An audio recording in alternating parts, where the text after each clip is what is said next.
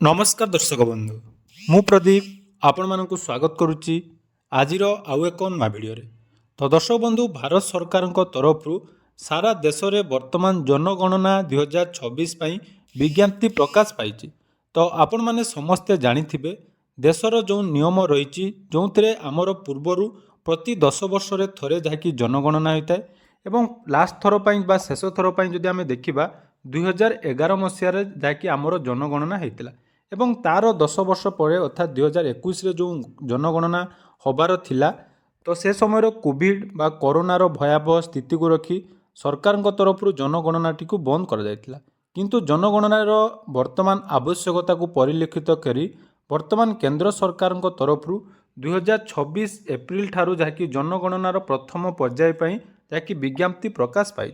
तो आपण माने समस्ते भावुथिबे जे जनगणना कौन।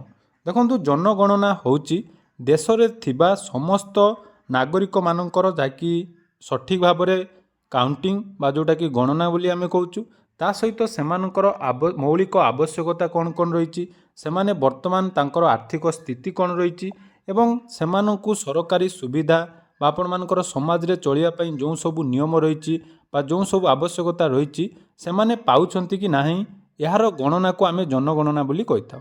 तेणु सारा देश में जहाँकि जनगणना आरंभ होगापाई जाउची एवं यार प्रथम पर्यायर आपण मानकर समस्त राज्य रे जहाँकि एप्रिल मास ठारू जनगणनार फास्ट पर्यायर जहाँकि काम होगापाई जाउची एवं एई जनगणना समय आपण मानकर कौन होता है ना समस्त घर को घर देशर समस्त जेतेटा भी परिवार अच्छी समस्त को जहाँकि अधिकारी माने भिजिट करथांती तांकर समस्त डाटा जेमिति कि आपण मानकर परिवार रो केते जण मेंबर रहिचंती सेमानकर बासगृहर कौं गृह घर से रोचंती से कौं पानी यूज करचंती एमिति कि एलपीजी गैस से कौन व्यवहार करुचंती कि नहीं ता सहित सेमानक घरे motorcycle mobile phone TV fridge जहाँ भी सब आसबाबपत्र रही सेगुड़िकर डाटा वर्तमान सरकार तरफ जनगणना माध्यम नियाजिबो। तेणु यही जनगणनाटी वर्तमान सारा देश में आरंभ होगापाई जाउची एवं एटा मध्य बहुत बड़ गुरुत्वपूर्ण रही। तेणु जनगणना जोटा रही जोटा आग को होगापाई जाउची से समय अधिकारी माने आपण मानक घर को जाकि घर को घर आसबे एवं आपण मानकु 33टी प्रश्न पचारे। तेणु से 33टी प्रश्न कौन रहिबो वर्तमान जहाँकि तार विज्ञप्ति प्रकाश पाई। तो 2027 जनगणना पाई केंद्र सरकार तरफ विधिवत विज्ञप्ति जारी करा जायछि। तेणु गुरुवार जारी होइतिबा एही विज्ञप्ति रे जनगणना समय पचरा जिबाकु थिबा प्रश्न गुड़िकरे कौन कौन विषय रहिबो ताहा उल्लेख करा जायछि। तेणु केंद्र गृह मंत्रालय द्वारा यही विज्ञप्ति जारी करा जायछि। घर परिवार सदस्य गाड़ी आसबाबपत्र भली मोट 33टी प्रश्न पचरा जिबा नै विज्ञप्ति रे प्रकाश करा जायछि। अर्थात जो आपण मानकर जनगणना हबो तार अधिकारी माने आपण मानकु घर को आसी 33टी प्रश्न आपण मानकु पचारिबे जहार उत्तर आपण मानकु दबा पई पड़िबो। तो जनगणना समय परिवार मुख्य को यही 33टी प्रश्नर उत्तर देवाई पड़ो। यह पूर्वर 2टी पर्यायर जनगणना हेबो बोली केंद्र सरकार द्वारा जहाँकि घोषणा करा जायतिला। तेणु चलित वर्ष एप्रिल रु सेप्टेम्बर प्रथम पर्याय गणना हेबो। एथिरे बासगृह तालिकाभुक्त हेबो एवं प्रति घर विषय तथ्य संग्रह करा जिवो।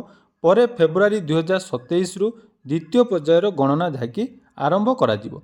तेणु जनगणना 2027 पई आपण मानकु पचारबाकु थिबा 33टी प्रश्न विषय आसंतु आलोचना करिबा। प्रथम देखंतु आपण मानक रही बिल्डिंग नंबर बा घर नंबर आपण माने जदि पौरपालिका किंबा स्थानीय कर्तृपक्ष एवं जनगणना नंबर अनुसार आपण मानकर बिल्डिंग नंबर केते रही एवं जनगणनार घर नंबर केते जोटा कि आपण मानकु प्रदान करा जिवो।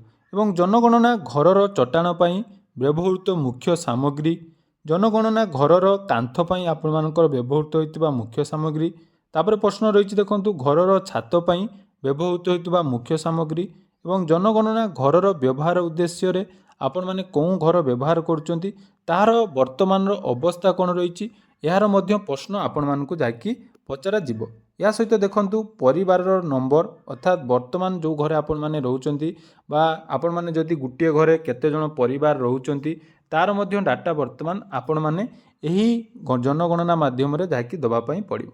ता सहित प्रति परिवार रे रहउतबा मोट व्यक्ति संख्या केते अर्थात जदि आपण मानक परिवार रे आपण माने 2 जण बा 4 जण रहउचंती तार नाम मध्य आपण माने देबे ଏବଂ ମନେ ରଖନ୍ତୁ ଯେଉଁ ଜନଗଣନା ଯେତେବେଳେ ହୁଏ ପ୍ରତି ଯଦି ଆପଣମାନଙ୍କର ଦୁଇ ଭାଇ ରହିଛନ୍ତି ତାହେଲେ ଏଥିରେ ଆପଣମାନଙ୍କର ଦୁଇ ଭାଇଙ୍କର ଭିନ୍ନ ଭିନ୍ନ ଆପଣମାନଙ୍କର ପରିବାର ହିସାବରେ ଏଠି ଆପଣମାନଙ୍କୁ ଯାହାକି ସାମିଲ କରାଯିବ। ତାପରେ ଦେଖନ୍ତୁ ପରିବାରର ମୁଖ୍ୟଙ୍କର ନାମ କ'ଣ ରହିଛି ଏବଂ ପରିବାରର ଯିଏ ମୁଖ୍ୟ ରହିଛନ୍ତି ସେ ପୁରୁଷ କି ମହିଳା ତାହା ମଧ୍ୟ ଏଠି ଆପଣମାନଙ୍କୁ ମେନସନ୍ କରାଯିବ ବା ଆପଣମାନେ ଏଠି ପ୍ରଶ୍ନର ଉତ୍ତର ଦେବେ। ତା ସହିତ ଦେଖନ୍ତୁ ପରିବାରର ମୁଖ୍ୟ ଅନୁସୂଚିତ ଜାତି ବା ଆପଣମାନଙ୍କର ଯଦି ଅନୁସୂଚିତ ଜନଜାତି ବା ଆପଣମାନଙ୍କର ଅନ୍ୟାନ୍ୟ ବର୍ଗର କି ତାହା ମଧ୍ୟ ପ୍ରଶ୍ନ କରାଯିବ। ଅର୍ଥାତ୍ ଯେଉଁମାନଙ୍କର ଜେନେରାଲ କ୍ୟାଟେଗୋରୀ ବା ଆପଣମାନଙ୍କର ଯେଉଁଟାକି ଆମେ କାଷ୍ଟ ବୋଲି କହୁଛୁ SC ST OBC ବା SC BC ଯେଉଁ କ୍ୟାଟେଗୋରୀରେ ଆପଣମାନେ ବିଲଙ୍ଗସ୍ କରୁଛନ୍ତି ତାହା ମଧ୍ୟ ଆପଣମାନଙ୍କୁ ଏଠି ଦେବା ପାଇଁ ପଡ଼ିବ। ତାପରେ ଦେଖନ୍ତୁ 13 ନମ୍ବର ରହିଛି ଜନଗଣନା ଘରର ମାଲିକାନା ସ୍ଥିତି। ଅର୍ଥାତ୍ ବର୍ତ୍ତମାନ ଯେଉଁ ଘରେ ଆପଣମାନେ ରହୁଛନ୍ତି ତାହା କାହା ନାମରେ ଅଛି ତା'ର ମାଲିକାନା ସ୍ଥିତି ଆପଣମାନେ ଦେବେ ଏବଂ ପରିବାର ପାଖରେ ଥିବା କକ୍ଷ ସଂଖ୍ୟା। ତା ସହିତ ରହିଛି ଆପଣମାନେ ଯଦି ବିବାହିତ ରହିଛନ୍ତି ବା ମ୍ୟାରେଜ୍ କରିଛନ୍ତି ଆପଣମାନଙ୍କ ପରିବାରରେ କେତେଜଣ ମେମ୍ବର ବା ଦମ୍ପତି କେତେଜଣ ଅଛନ୍ତି ତାହା ମଧ୍ୟ ଆପଣମାନେ ଦେବେ। ତାପରେ ଆସିଲା ଆପଣମାନଙ୍କର ଆବଶ୍ୟକ କରୁଥିବା ପାନୀୟ ଜଳର ମୁଖ୍ୟ ଉତ୍ସ କ'ଣ, ଆପଣମାନେ ପାଣି କେଉଁଠାରୁ ଆଣୁଛନ୍ତି ବା ପିଇବା ପାଣି ଆପଣମାନଙ୍କର ଉତ୍ସ କ'ଣ ରହିଛି, ତା ସହିତ ପାନୀୟ ଜଳ ଉତ୍ସର ଉପଲବ୍ଧତା ଅର୍ଥାତ୍ ଆପଣମାନଙ୍କ ଅଞ୍ଚଳରେ ପାନୀୟ ଜଳର ସଠିକ୍ ଉପଲବ୍ଧ ଅଛି କି ନାହିଁ, ଆଲୋକର ମୁଖ୍ୟ ଉତ୍ସ କ'ଣ, ଶୌଚାଳୟର ସୁବିଧା ଅଛି କି ନାହିଁ, ଶୌଚାଳୟର ପ୍ରକାର କ'ଣ ରହିଛି ଏବଂ 21 ନମ୍ବର ପ୍ରଶ୍ନ ଦେଖନ୍ତୁ ଅପରିଷ୍କାର ଜଳ ନିଷ୍କାସନର ପଥ ଆପଣମାନଙ୍କର ଅଛି କି ନାହିଁ, ତା ସହିତ ସ୍ନାନ ସୁବିଧାର ଉପଲବ୍ଧ। ଅର୍ଥାତ୍ ଏଠୁ ଆମେ ଯଦି ଦେଖିବା ଆପଣମାନଙ୍କର ନର୍ମାଲ ବା ମୌଳିକ ଯେଉଁଟାକି ଆବଶ୍ୟକତାଠୁ ଆରମ୍ଭ କରି ସବୁ ଡିଟେଲ୍ସ ଆପଣମାନେ ଏଥିରେ ଦେବା ପାଇଁ ପଡ଼ିବ ଏବଂ ଏଇଠାରୁ ମଧ୍ୟ ଆପଣମାନେ ମନେ ରଖିବେ ଜନଗଣନା ହେଲେ ବହୁତ କିଛି ନିୟମର ପରିବର୍ତ୍ତନ ହୋଇଥାଏ ଏବଂ ବହୁତ କିଛି ଡେଭଲପମେଣ୍ଟ ମଧ୍ୟ ହୋଇଥାଏ। ଏହା ସହିତ ଦେଖନ୍ତୁ ଆପଣମାନଙ୍କର ରୋଷେଇ ଘର ଏବଂ LPG ବା PNG ସଂଯୋଗର ଉପଲବ୍ଧତା ଅଛି କି ନାହିଁ, ତା ସହିତ ଦେଖନ୍ତୁ ରୋଷେଇ ଘର ପାଇଁ ବ୍ୟବହୃତ ମୁଖ୍ୟ ଜାଳେଣୀ କ'ଣ ରହିଛି, 25 ନମ୍ବର ଆପଣମାନଙ୍କ ରେଡ଼ିଓ ବା ଟ୍ରାଞ୍ଜିଷ୍ଟର ଅଛି କି ନାହିଁ, ତାପରେ ଟେଲିଭିଜନ ଇଣ୍ଟରନେଟ୍ ସୁବିଧା ଲ୍ୟାପଟପ୍ ବା କମ୍ପ୍ୟୁଟର ଅଛି କି ନାହିଁ, ତା ସହିତ ଯଦି ଆପଣମାନେ ଟେଲିଫୋନ୍ ମୋବାଇଲ ଫୋନ୍ ବା ସ୍ମାର୍ଟଫୋନ୍ ୟୁଜ୍ କରୁଛନ୍ତି ତାହେଲେ ପରିବାରରେ ମୋଟ କେତେଜଣ ବ୍ୟକ୍ତି ତାହା ୟୁଜ୍ କରୁଛନ୍ତି ତା'ର ଡିଟେଲ୍ସ ମଧ୍ୟ ଦେବେ। ତା ସହିତ 30 ନମ୍ବରରେ ଦେଖନ୍ତୁ cycle scooter motor cycle moped ଏଇଭଳି ଯାହା ବି ଆପଣମାନେ ଯାନବାହନ ୟୁଜ୍ କରୁଛନ୍ତି ତା'ର ଡିଟେଲ୍ସ ମଧ୍ୟ ଏଠି ଆପଣମାନେ ଦେବେ। 31 ନମ୍ବରରେ ଦେଖନ୍ତୁ କାର୍ ଜିପ୍ ଭ୍ୟାନ୍ ବା ଯଦି ଆପଣମାନେ ଯାହା ବି ୟୁଜ୍ କରୁଛନ୍ତି ବା ଆପଣମାନଙ୍କ ପରିବାରରେ ଅଛି ତାହେଲେ ଆପଣମାନେ ସବୁ ଡିଟେଲ୍ସ ଏଠି ଦେବେ।